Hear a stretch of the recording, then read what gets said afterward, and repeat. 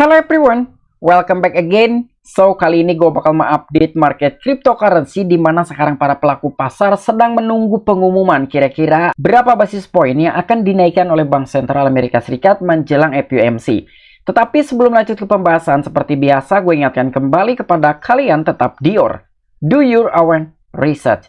Di sini gue tidak ada unsur ajakan kepada kalian untuk membeli ataupun menjual koin-koin dan juga token-token yang gue bahas. So, apapun resikonya gue tidak ikut bertanggung jawab. Oke, untuk saat ini gue bakal langsung di coin market cap dan melihat dari market cap global ini masih di atas 1,1 triliun US dollar. Dari segi volume masih stabil juga ya di 67,4 miliaran. Di sini mengenai market cap global sekarang pun mengalami pertumbuhan 1,64% dan kita bisa melihat yang mengenai respon market cryptocurrency sekarang ini masih tetap merespon dengan positif. Bitcoin masih mengalami pertumbuhan 0,65%, ada Ethereum mengalami pertumbuhan di atas 2% dan bahkan di sini ada XRP hampir 20%-an ya mengalami pertumbuhannya, ada juga Cardano hampir 10% dan beberapa altcoin pun kalian bisa melihat ya kondisinya memang masih tetap mengalami pertumbuhan walaupun memang menjelang FOMC. Tetapi biasanya ya sekarang ini sedang hijau-hijau begitu the Fed sedang speech ya atau melakukan speak up di dalam FOMC tersebut. Ketika memang speechnya itu hawkish, ini market akan berubah gitu ya menjadi merah karena pelaku pasar yang mungkin akan sedikit merespon terlebih dahulu gitu ya sebelum beberapa kaum retail yang bahkan merespon atau mengikuti apa yang telah dilakukan oleh big investment. Nah, sebetulnya bukan cuma mengenai kenaikan suku bunga aja ataupun FOMC yang bakal gue sampaikan, tetapi ini mengenai persaingan ya. Jadi persaingan antara entitas ataupun bisnis, ini sekarang bakalan kita bahas sebetulnya bukan hanya dari sektor entitas atau mungkin dari persaingan bisnis aja gitu.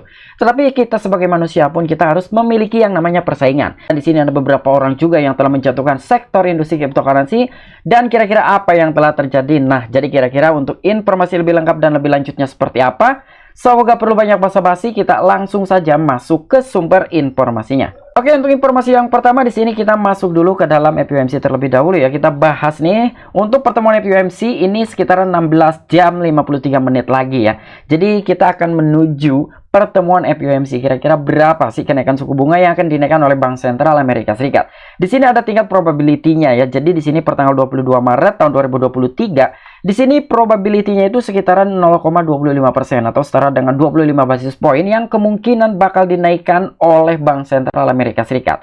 Walaupun sebelumnya sudah ada warning di video gue sebelumnya itu udah gue bahas ya video gue terakhir.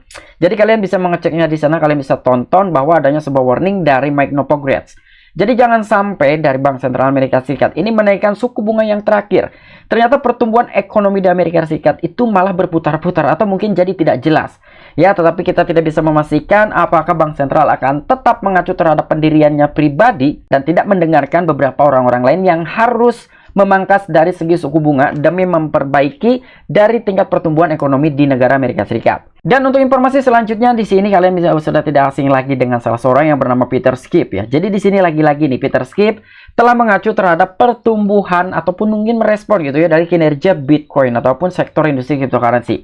Ya, kita tahu Peter Schiff ini adalah salah seorang yang tidak menyukai terhadap entitas industri cryptocurrency, bahkan sering sekali ya dia menjelek-jelekan sektor industri cryptocurrency. Nah, jadi di sini adanya sebuah perbandingan nih yang ditanggapi ataupun dari Peter Schiff sendiri yang telah merespon dari segi pertumbuhan sektor industri cryptocurrency, salah satunya adalah Bitcoin. Hanya karena Bitcoin melonjak 20% sebagai akibat dari pivot the Fed yang telah lama ditunggu-tunggu, sementara gold ataupun emas hanya naik sekitaran 2,5% saja. Tidak berarti Bitcoin adalah lindung nilai inflasi yang baik. Harga emas dan Bitcoin baru saja kembali ke level Februari. Perbedaan utamanya adalah bahwa rilis emas hanya berkelanjutan.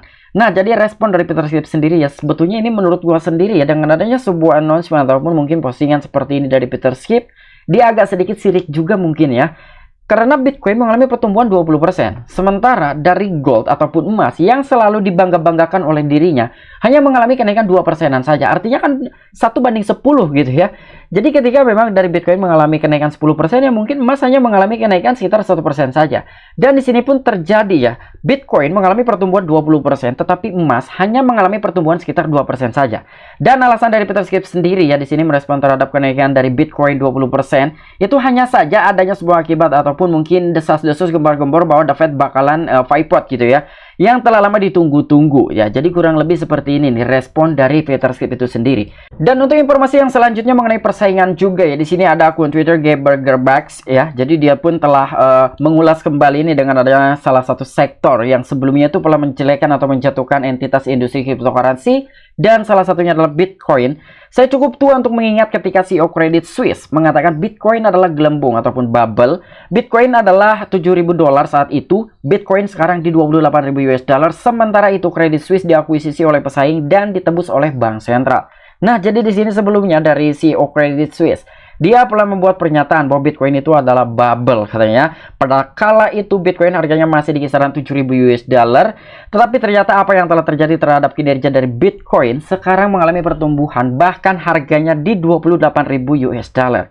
Ya, sementara untuk Credit Suisse sendiri ya, ini sekarang sedang ramai sekali bahwa dia mengalami collapse gitu ya. Jadi memang persaingan itu ada banyak ya, tergantung dari beberapa bisnismen itu sendiri.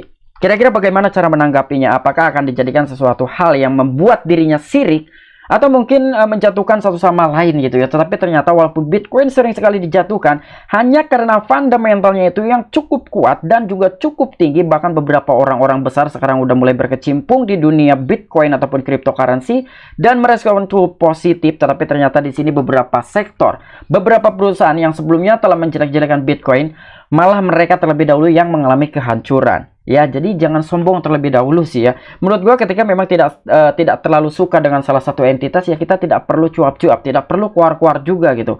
Buat apa mengurusi bisnis yang lain ataupun entitas yang lain? Ya udah, lebih baik kita memantau saja dari kejauhan, tetapi kita harus growing nih terhadap bisnismen yang telah kita kelola. Tapi ini berbeda ya dengan beberapa entitas dan juga beberapa bisnismen atau mungkin company yang selalu memantau dari kejauhan tetapi ujung-ujungnya telah menjatuhkan gitu ya. Padahal ya ini telah terjadi gitu. Beberapa orang yang dulu-dulunya selalu menjelek-jelekan terhadap entitas industri cryptocurrency, tetapi yang terjadi malah perusahaan, malah bisnisnya, malah entitasnya yang mengalami kehancuran terlebih dahulu. Ya, jadi di sini untuk gua sendiri pun gua masih yakin bahwa Bitcoin ini memiliki fundamental yang cukup kuat dan bahkan memiliki sifat deflasi. Dan untuk informasi yang terakhir di sini adanya sebuah speak up dari CEO Binance, yaitu Cheng Peng Zhao. Nah, ini menarik sekali. CEO Binance menyoroti pertumbuhan USDT di tengah masalah persaingan. Nah, jadi gua mengambil kata-kata ataupun judul persaingan ya, gua terinspirasi dari sini ya, ataupun dari informasi yang ini.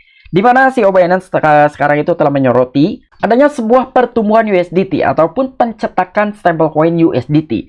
Di mana dengan persaingan sekarang ini telah di tengah masalah gitu ya. Mungkin di sini kita tarik mundur ke belakang bahwa sebelumnya itu dari stablecoin BUSD ataupun Binance USD yang telah diciptakan oleh perusahaan Paxos ya, itu sebelumnya telah mendapatkan suatu masalah oleh SEC dan mau tidak mau perusahaan Paxos sendiri harus menyetop, jangan sampai memainting kembali dari BUSD atau mencetak kembali dari stablecoin BUSD. Dan ada juga yang sebelumnya itu dari stablecoin USDC yang terdampak oleh salah satu perbankan yang mengalami keruntuhan ataupun collapse, yaitu SVB, Silicon Valley Bank ya. Bahkan USDC itu sendiri dia sempat di page ya, artinya kan dia harganya turun, anjlok sampai di bawah $1.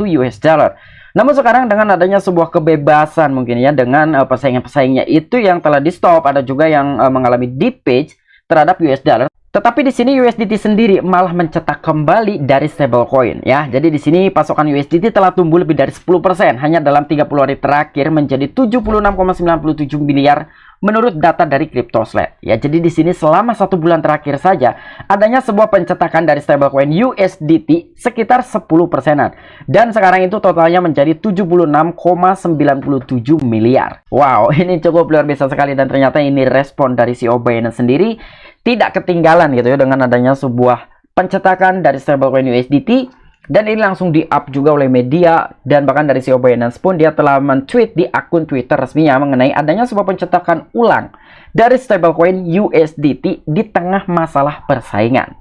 Oke, mungkin itu aja informasi yang bisa gue sampaikan kepada kalian mengenai updatean kita kali ini. Untuk mengenai respon market sekarang masih tetap positif, tetapi buat kalian juga harap berhati-hati ya, karena kita belum bisa memastikan apa yang akan dilakukan oleh Bank Sentral Amerika Serikat itu sendiri ya. Apakah benar-benar akan dinaikkan sekitar 0,25% atau setara dengan 25 basis point, atau mungkin Bank Sentral Amerika Serikat malah akan hawkish dan tiba-tiba menaikkan suku bunga sekitar 50 basis point atau setara dengan 0,50%. Nah, mungkin itu aja informasi yang bisa gue sampaikan kepada kalian. Kurang dan lebihnya mohon maaf. Sampai jumpa, saksikan di the next video-video gue selanjutnya. Salam cuan, salam profit. Bye-bye.